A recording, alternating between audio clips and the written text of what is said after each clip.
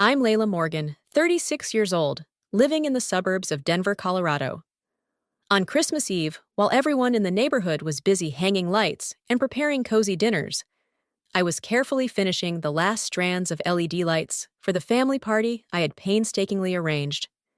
The cold wind slapped my face as I tried to open the window overlooking the newly renovated garden. Soft Christmas music floated from the radio and the kitchen counter. But what I heard next froze everything around me. My sister Vanessa's voice, sharp as a knife, cut through the cracked open door. "That girl Ela! If Mom doesn't make her cover the entire renovation cost this time, it would be such a waste. After that, just cut her off for good. Keeping someone like her in the family is beyond embarrassing." My mother Deborah let out a soft sigh before responding in a low voice. "Don't worry, Vanessa. Everything has already been arranged. The entire estate, the properties, the house, all of it will go to you. This house, I only see it as a trap to lure her in willingly." I stood frozen in the icy air, my hands tightening around the string of lights, knuckles turning white. Years of dedication, sleepless nights, designing, choosing every brick, every piece of wood. And this was how they laughed behind my back. I heard Vanessa sneer with disdain. "Everyone in this neighborhood knows she's just a loser on construction sites. Wears that hard hat all day long. Who would ever want her? Let her die alone. She's such a fool." Deborah chuckled. "She thinks hanging a few lights and cooking a meal is enough to earn this family's love." Their laughter echoed through the dark, mingling with the clinking of wine glasses. And I just stood there frozen, as if someone had landed a punch straight into my stomach. No one realized I was right there, hearing every word. They called me a failure, a burden, a disposable tool. Once they drained every drop of effort and money from me. The kitchen I had just renovated, the light fixtures I installed myself, all of it warped and hollow under the very lights I had so patiently hung. To them, I was nothing more than an invisible laborer. I couldn't help but wonder how foolish I had been all these years to believe in family bonds. 36 years only to hear such venomous words behind a half-closed door. They said I was lonely. Maybe they were right. I was alone in the house I built among people who shared my blood. The wind howled. The lights I had hung flickered as if matching my frantic breathing. Everything I thought was solid and unshakable crumbled in a few cruel sentences. I didn't step inside. I didn't confront them. I simply closed the window slowly, as if I was shutting the door on an entire chapter of my life. But instead of letting the pain drown me, something inside me began to freeze over. I was no longer the compliant Layla, the one running around covering their expenses. I knew this was the moment I had to rise. Not to confront them right away, but to prepare for a battle they would never see coming. I wiped the sawdust from my hands, took 3 deep breaths, and returned to the kitchen, calmly glazing the last batch of cookies, baking golden in the oven. Outwardly, I was still the obedient Ella, the beautiful daughter, the devoted hostess. But inside, a plan was already forming, cold, precise, like the blueprints they had always mocked. I spent the rest of that evening like a shadow moving quietly through the house, where every brick, every wall, now wryer of betrayal. I didn't cry. Maybe because the last of my tears had long dried up. I just hadn't realized it yet. Everything I had done, from extravagant family vacations in Aspen to imported furniture my mother demanded, were nothing more than offerings I gave in hopes of being loved. And now, all I received in return were cheap insults behind closed doors. 36 years as the perfect daughter. And in the end, I was just a wallet they emptied without a second thought. I sat silently in the living room, the glow from the Christmas tree reflecting off the glass, casting a cold, hollow light onto the ceiling. Looking deep into that light, I knew I couldn't go on living like a ghost in my own house. But I wouldn't let anger tear down what I had built. They wanted to see me as a loser. Fine. I would show them that my silence all this time wasn't weakness. It was the patience of a builder calculating the foundation. I started paying closer attention to the things I had ignored before. My mother Deborah had become unusually tense lately, especially when I walked into the kitchen while she was texting. She would quickly flip her phone face down, forcing a tight smile that couldn't quite hide the irritation in her voice. Ela, you're tracking dirt all over the floor again. That smell of wood is everywhere. In the past, I would have lowered my head and apologized. But now, I simply smiled, said nothing, and quietly noted every strange little sign. My suspicions grew stronger when I noticed an unfamiliar gray Mercedes often parked a few blocks from my house in the afternoons when I wasn't home. No one in the family mentioned it, and while I usually had no desire to dig into private matters this time, something felt undeniably wrong. One night, after everyone had gone to bed, I entered my mother's office. She had never set a password on her computer before, but now a strange code appeared. It wasn't until my third attempt, my own birth date, that I managed to unlock it. The irony was suffocating. Inside her inbox, I found email exchanges spanning over 3 years, with an unfamiliar name, Charles Bentley. At first, I assumed he was just a business associate, but the more I read the affectionate messages, the photos of them at restaurants traveling together, I understood immediately. Charles wasn't a stranger at all. He was my father's best friend from college, now his financial partner in the company. I clenched my fists so tightly, my nails dug into my skin. My mother had been having an affair, not only betraying my father, but using the money I contributed to family vacations to fund her lavish outings with Charles. They went together to Napa Valley, Seattle, to five-star hotels I never even dreamed of stepping into. What stung more was realizing those expenses came from the very funds I believed were for family memories. Each tiny detail came together like broken shards of a larger, sinister picture. And me, who thought I was holding the foundation of this family together, was nothing more than a puppet in their scheme. I couldn't barge in and confront them like I used to when catching contractors cheating on job sites. I needed time. I needed irrefutable evidence. That night, I quietly installed recording devices in the living room kitchen, and even my mother's office. I placed a hidden camera behind my father's favorite painting, a photo of the Grand Canyon, from when he and Mom were still a happy couple. I didn't know when I had crossed the line of ethics, but I knew I was fighting for myself for the hard work and dignity they had dismissed so easily. Standing in my backyard workshop, the warm yellow light illuminating the fine dust swirling in the air, I made a silent vow. I would never let anyone take what was rightfully mine again. And when the time came, they would feel the sting of betrayal exposed right on the stage they built to humiliate me. The days that followed played out like a twisted theater, where I was the lead actor pretending to be an extra in my own life.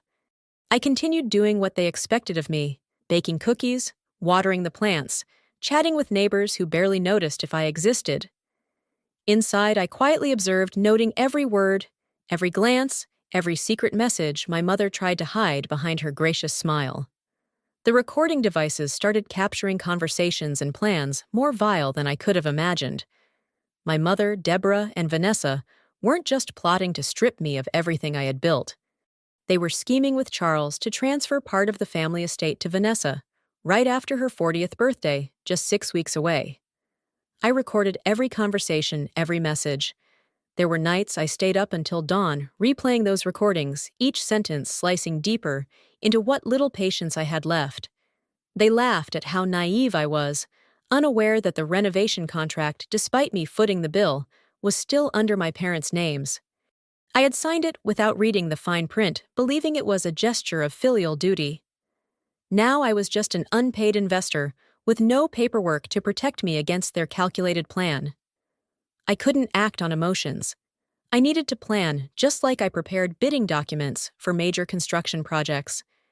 I began compiling a detailed spreadsheet. Every material invoice, every payment to contractors' design fees, permit applications, even the decorations I crafted myself. The total, $57,450. Every number hit me like a punch to the gut of my former naivety. A direct confrontation would only make me look unhinged. I had to let them crumble under their own scheme. I chose Vanessa's birthday, her favorite stage, to showcase herself as the day of reckoning. I meticulously prepared everything, as if I were hosting a grand party for her. But every detail was staged for one purpose, only to expose them all without exception. I used the excuse of needing a family financial discussion under the guise of estate planning during her party, feigning concern over our parents' financial situation. They agreed without hesitation, completely oblivious.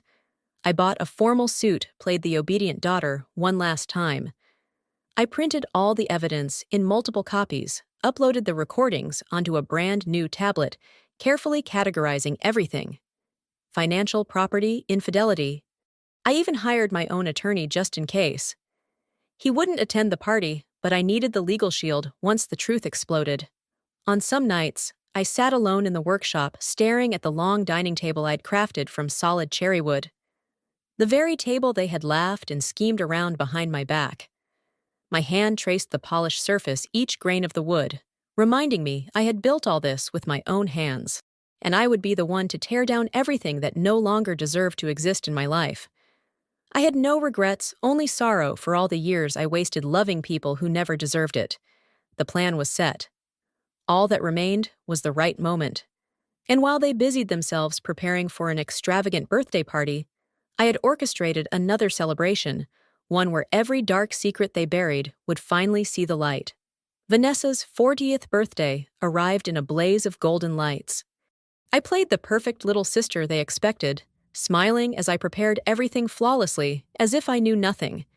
Deborah wore her expensive red dress she reserved for special occasions, pacing the room, adjusting every detail of the table setting, barking orders with her usual controlling tone.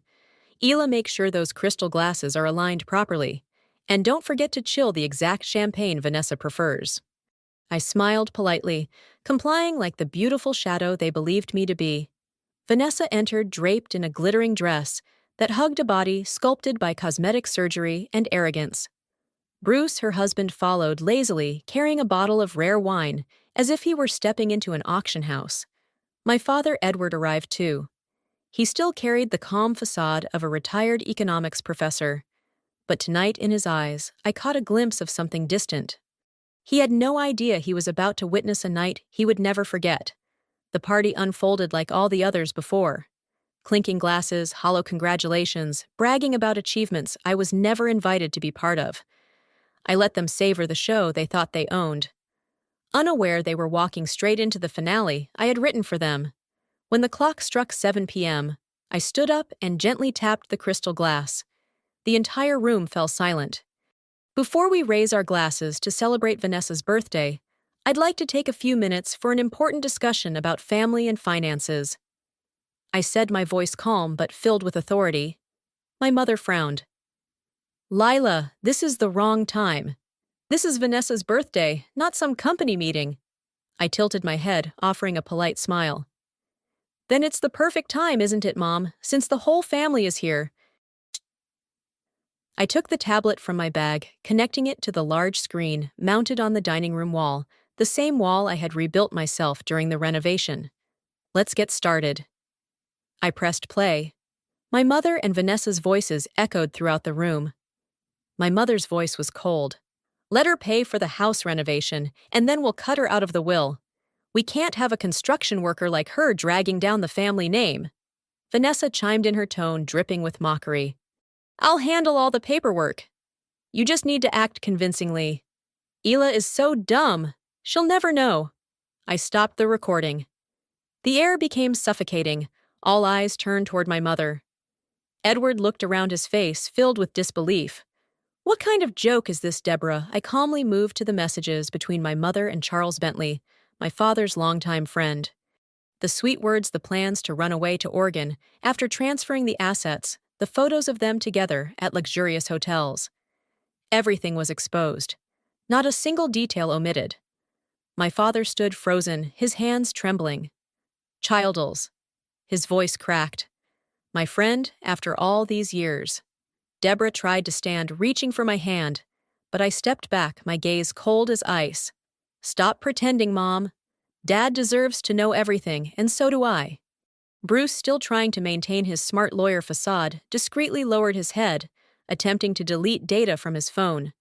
I pointed directly at him. Don't bother. Everything's already been backed up. Vanessa, pale as a sheet, whispered. Lila, what are you doing? Are you trying to destroy this family? I didn't answer. Instead, I projected the detailed spreadsheet showing every dollar I had poured into the house, $57,450. Every expense had receipts, photos, and witnesses. Suddenly, Edward shot up, shoving his chair back, the wood crashing against the floor. Deborah, how long? How long have you been mocking me, laughing behind my back with Charles? He slammed the dining table, sending the wine bottle and plates crashing onto the tile floor. My mother burst into sobs, fake tears streaming down her heavily painted cheeks. Edward let me explain. I was lonely. You were always so busy. But he looked at her with utter disappointment. Lonely. So you stole from your own daughter, destroyed this family to chase what happiness, freedom. You lost all of that long ago, Deborah. No one laughed. No one dared speak.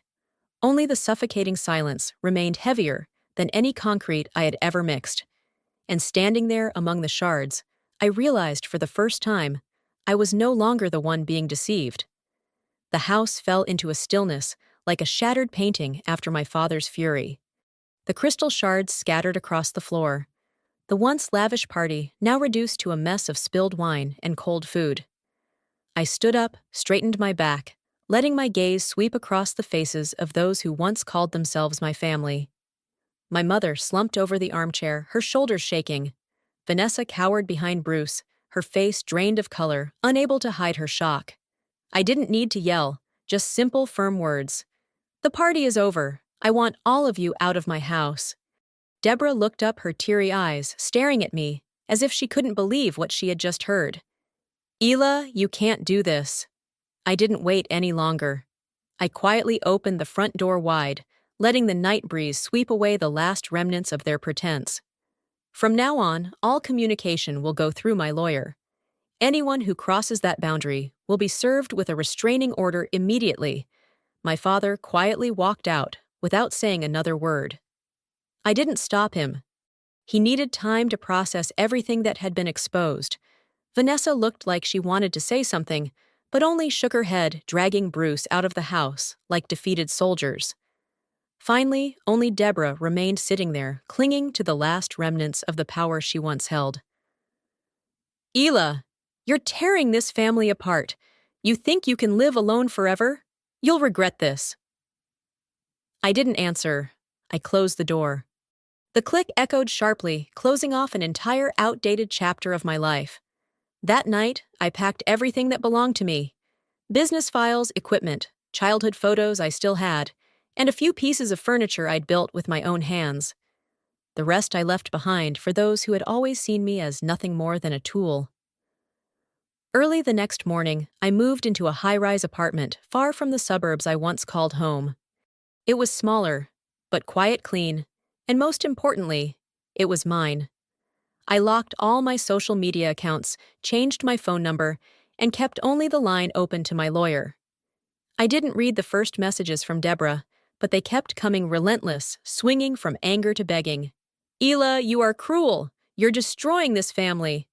Vanessa did nothing wrong. Bruce was just following my orders. Yes, it was my fault, but please give me a chance. I ignored them all. I sent one final cold message. This is my last and final confirmation. All personal communication will cease from now on. Any complaints or legal matters must go directly through my lawyer. I will not accept any more messages, calls, or notes from anyone in this family. And then I blocked them all. A few days later, Vanessa tried to contact me through my company email, attempting to sound sweet. Ela, you're still my sister. Things went too far. Bruce can help you handle any paperwork if you need it. I quietly forwarded that email to my lawyer.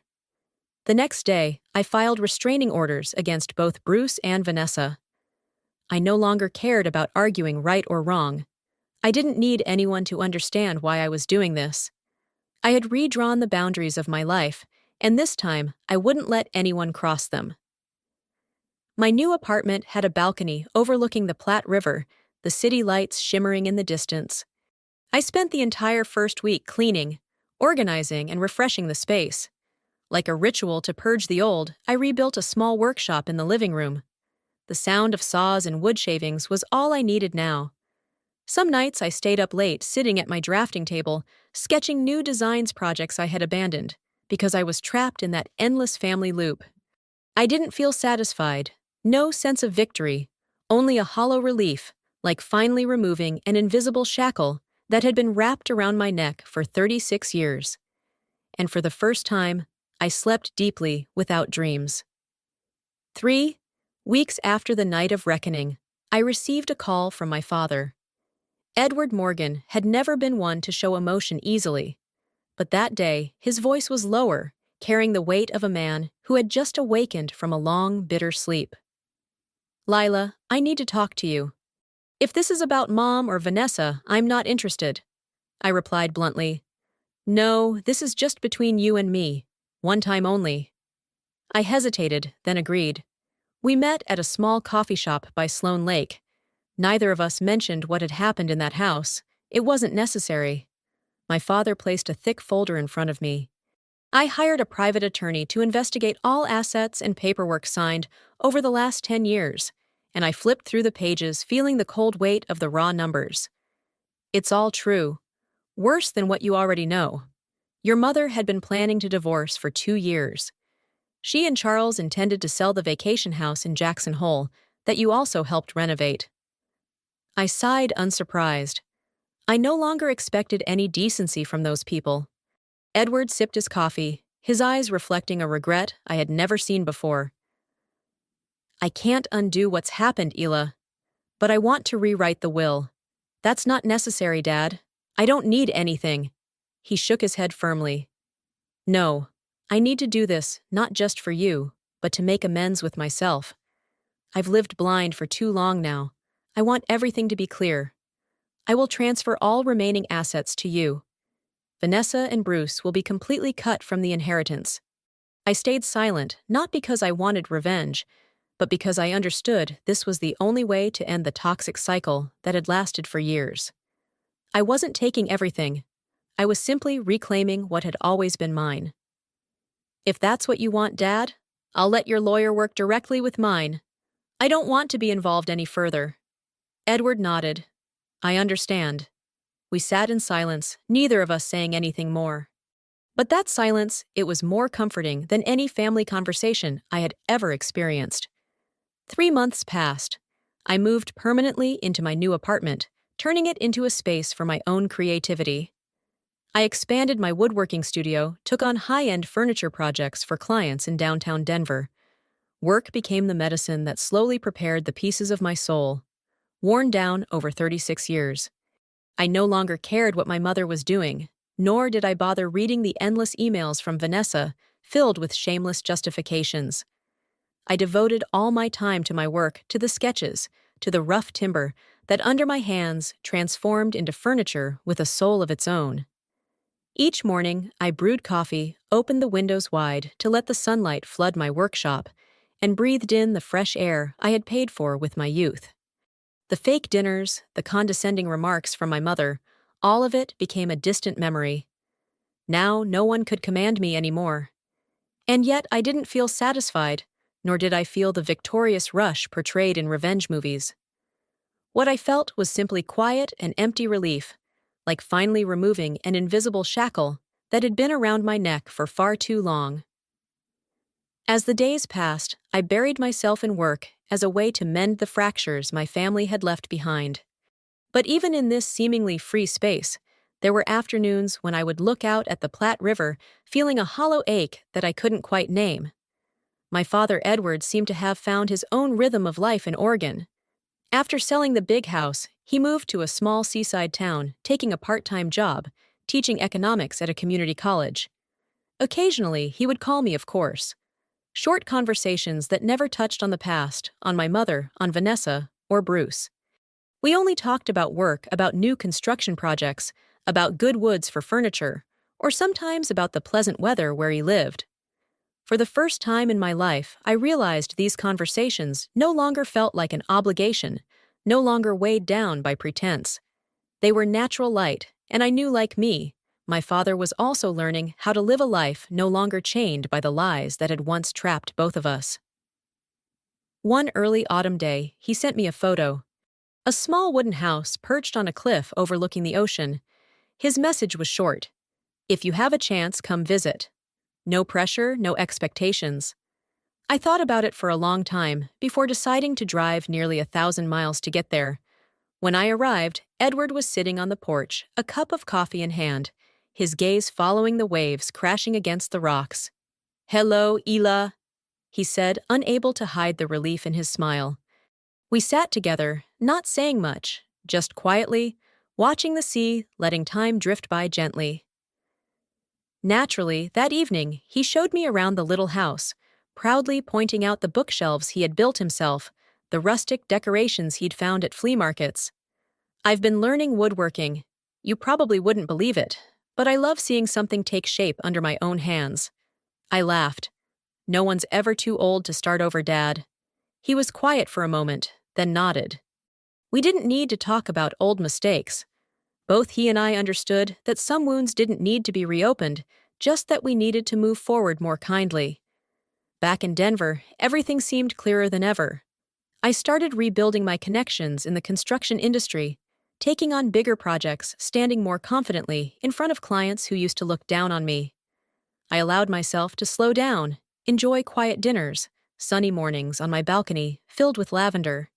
I learned to forgive myself for the years I wasted trying to please people who never truly cared for me. On late nights, I still sat by my drafting table, sketching the buildings I dreamed of. But this time, I no longer rushed to prove myself to anyone. I only wanted to create things that made me happy, that made me feel free. Edward occasionally sent me samples of wood he crafted himself.